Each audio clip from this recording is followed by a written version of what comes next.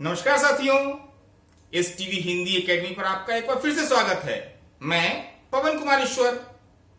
आज की वीडियो में हम व्याकरण के बारे में बात करने वाले हैं और सबसे पहले तो जानेंगे व्याकरण की परिभाषा क्या है और परिभाषा का शाब्दिक अर्थ क्या है। व्याकरण को अध्ययन की दृष्टि से कितने स्तरों पर बांटा जाता है, वर्ण किसे कहते हैं, और हां, वर्णमाला भी तो है। और आपको यह भी तो जानना है कि मानक दृष्टि से वर्णमाला में कितने वर्ण होते हैं। तो इन सभी सवालों के जवाब जानने के लिए देखना होगा आपको ये वीडियो। और इस वीडियो के अंत में पिछले वीडियो में पूछे गए सवाल के भी दिए जाएंगे जवाब। इसके अलावा इस वीडियो के अंत में भी क्विज सेक्शन होगा जिसमें आपसे सवाल पूछे जाएंगे और उसके जवाब देने पे आप जीत सकते हैं इनाम। तो कहीं मत जाइए और कमेंट बॉक्स में जवाब देने के लिए हो जाइए तैयार। तो आइए आज फिर कुछ नया सीख लेते हैं।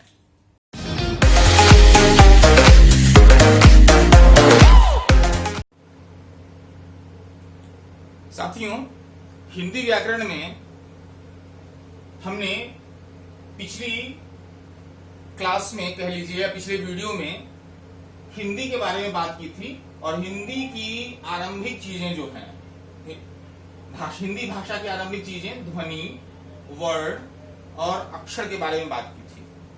आप में से अधिकांश लोगों ने वीडियो देख लिया होगा, लेकिन जिन्होंने नहीं देखा होगा वो आई बटन में जाकर के लिंक मिल जाएगा, वहां से वो वीडियो देख लें, तब ये वाला भाग आपको ज्यादा समझ में आएगा। इस वाले भाग में हिंदी के बारे में बातचीत नहीं करेंगे, कट किया हुआ है।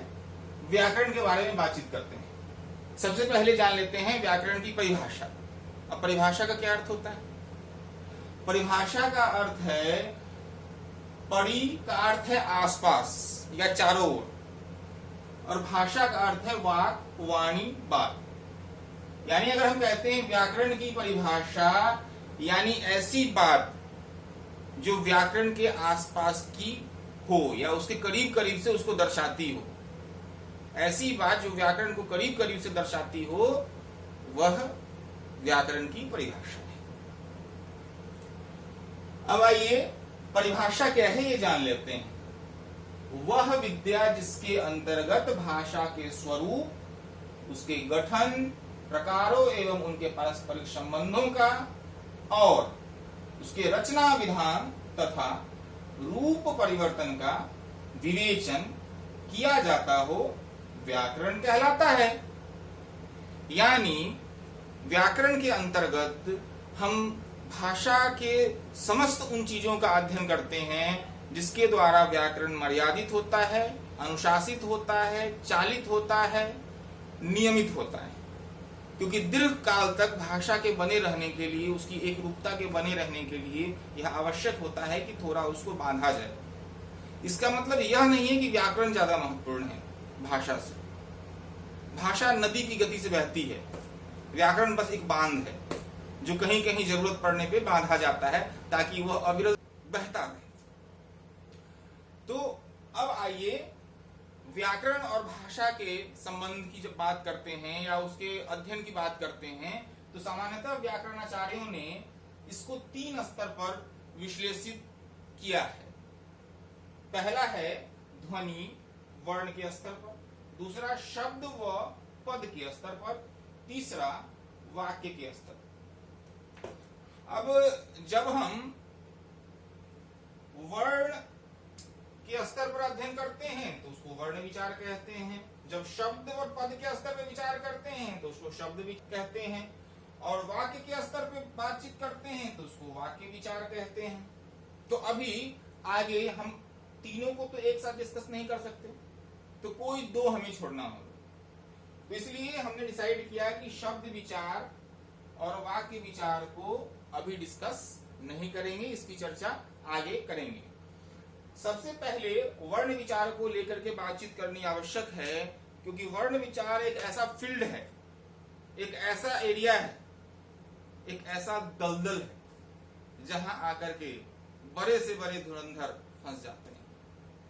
और कहां फंसते हैं? वर्णमाला में ही फंस जाते हैं।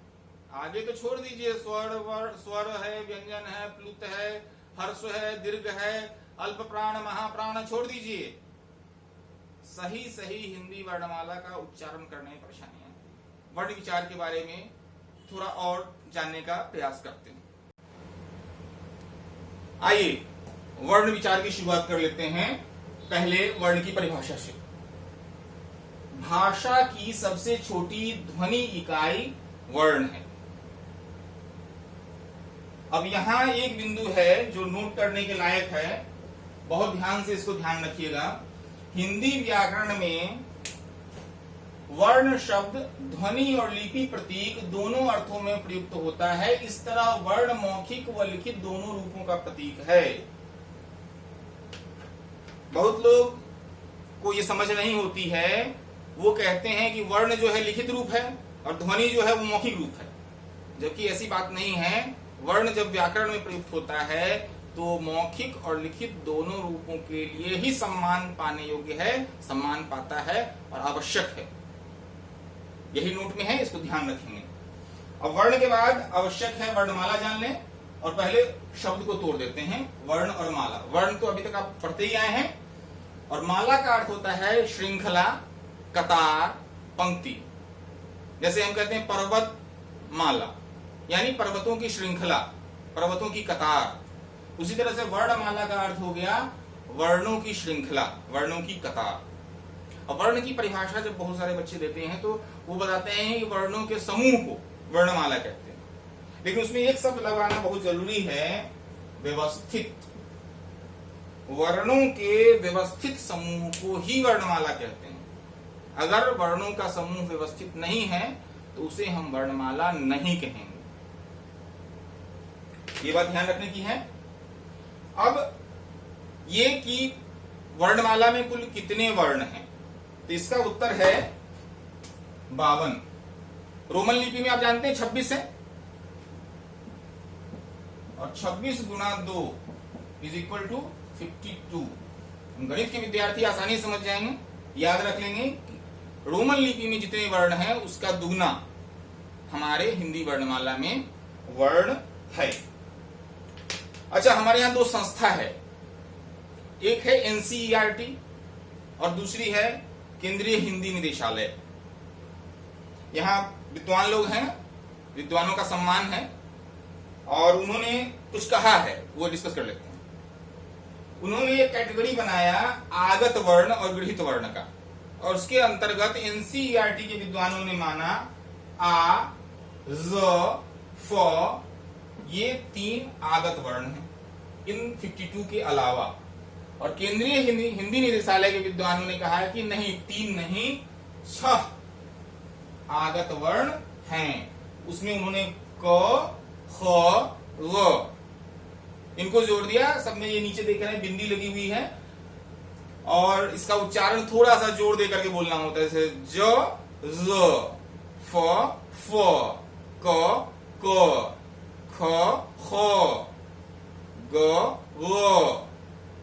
तो ये उच्चारणगत या ध्वनिगत अंतर होने के कारण, अब अरबी फारसी से कुछ शब्द आएंगे तो वो अपने अंतर लेके आएंगे, लेकिन हमारे यहाँ चूंकि अरबी फारसी के शब्द बहुत सारे घुल मिल गए हैं, तो उस कारण से बहुत सारे जो वर्ण हैं वो भी वहां से लेने की बात की जा रही है। अच्छा, इसमें एक बात ध्यान देने की है कि ये जो 6 वर्ण हैं, इसमें से 5 ये व्यंजन है, और आपका एक जो है ये है आपका स्वर। स्वर और व्यंजन के बारे में हम अगले वीडियो में बात करेंगे, और इसलिए इसकी मात्रा भी है।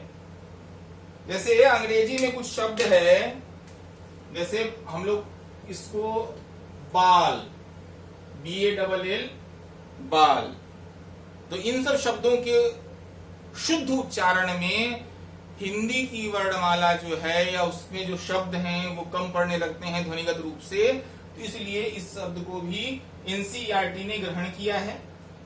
तो एनसीईआरटी को कोई नहीं काट सकता। तो आपसे अगर एग्जाम में पूछे जाए कितने आगत वर्ण हैं, तो आप लिखिए 3, आ, ज, फ। और आप अगर हायर लेवल पे हैं एमए या उससे ज्यादा के लेवल का नीट जेआरएफ के लेवल का एग्जाम दे रहे हैं, तो डिस्क्रिप्टिव में आप जरूर लिख सकते हैं क ख ग, लेकिन ऑब्जेक्टिव में वहां भी एनसीईआरटी को ही फॉलो किया जाए, क्योंकि केंद्रीय हिंदी निदेशालय नियम बनाती है, फिर उसको आम जन तक, विद्वानों तक भी पहुंचने में समय लगता है। अब आइए क्विज सेक्शन शुरू करते हैं। हमने ये नियम बनाया था कि हर वीडियो के अंत में 2 सवाल पूछे जाएंगे। तो पहला सवाल है, हिंदी या हिंदी में कौन सा शब्द सही है? इन दोनों में से एक सही है और वो आपको बताना है। परि उपसर्ग का क्या अर्थ है? इसका अर्थ मैंने वीडियो के अंतर्गत बताया है, जिन्होंने वीडियो ध्यान से देखा होगा वो सही सही जवाब दे पाएंगे। अच्छा, पिछले वीडियो के सवालों का भी जवाब देना जरूरी है। पिछले वीडियो में एक सवाल पूछा गया था, ध्वनि संकेत की व्यवस्था को क्या कहते हैं? तो उसका उत्तर है भाषा, और हलंत लगा हुआ ग अक्षर है या नहीं? तो उसका उत्तर है नहीं, और भाषा। अच्छा, पिछली बार जिन लोगों ने दिया है, लगभग 100 से ज्यादा लोगों ने क्विज का जवाब दिया था हमारे विद्यार्थियों ने, लेकिन उनमें से 4-5 विद्यार्थियों का नाम लेना चाहूंगा जिन्होंने सबसे पहले जवाब दिया था। उसमें वर्णित हैं, प्राची है, शुभम पांडे, हिमांशु, प्रियांशु और शौर्य। इन लोगों ने तत्काल जवाब दिया था, तो इन सबको ढेर सारा प्यार, स्नेह, आशीर्वाद। और बाकी जो लोग वीडियो देख रहे हैं वो भी शामिल हुई क्विज में, मजा आता है। हम लोग स्कूल में थे तब भी क्विज खेलते थे, और आगे भी लॉकडाउन में भी खेलते रहेंगे, लेकिन आपकी भागीदारी भी आवश्यक है। चलिए इसी तरह वीडियो देखते रहिए। और हाँ, एक बात कहनी रह गई कि आप लोग यहाँ जो हमने यहाँ छोड़ा है, अभी वर्णमाला में क्या वर्ण है, वर्णमाला में वर्णों के कितने भाग किए गए हैं, स्वर हैं, वर्ण व्यंजन है या और भी कुछ है, उनका उच्चारण कैसे होता है। जैसे एक झांकी देख लीजिए, क, ख, ग, घ, और उसके बाद क्या होता है? अब अधिकांश लोग इसका जवाब देने में परेशानी महसूस करते होंगे, तो उसका सही उच्चारण च, छ, ज, झ, उसके बाद क्या है? परेशानी हो रही है तो परेशान मत होइए। इस तरह के बहुत सारे वर्ण हैं जिसके उच्चारण में हमें परेशानी आती है। इन सभी सवालों के जवाब लेकर के हम अगले वीडियो में उपस्थित होंगे। तब तक देखते रहिए STV हिंदी एकेडमी। धन्यवाद।